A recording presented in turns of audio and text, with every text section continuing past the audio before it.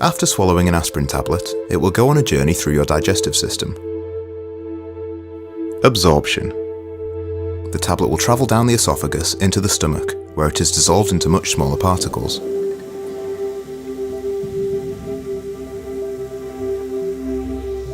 These particles will continue their journey into the small intestine, where most of them will be absorbed into the blood.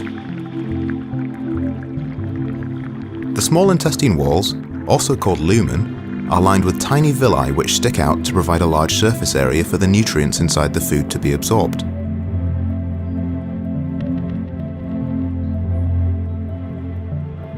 Looking closer at these villi, you can see they have a rich blood supply and they are covered in a thin layer of epithelial cells.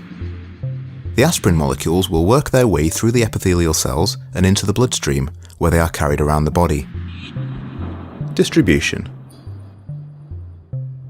Blood plasma contains complex molecules called albumin. Albumin is a protein made by the liver which transports nutrients around the body. Albumin also binds to drugs that enter the bloodstream. Here you can see some of the aspirin molecules binding to the albumin. All the aspirin particles that have been bound will be filtered out as they pass through the liver, and only the remaining aspirin molecules will get through and have any effect on the body. Different drugs will bind to albumin in different amounts depending on their affinity for plasma protein. The next stop on the journey is the liver. The aspirin-rich blood will enter the liver through the hepatic portal vein at the bottom, and it will exit at the top via the hepatic vein. At this stage, even more of the aspirin will be removed through a process called first-pass metabolism. The liver's job is a bit like a filter.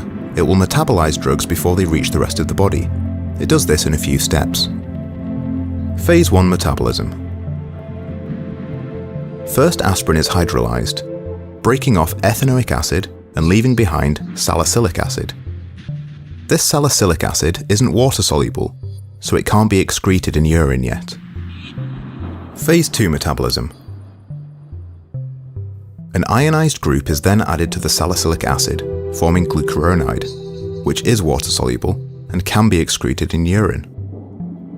A lot less of the aspirin will continue its journey onto the rest of the body, including the site of the pain.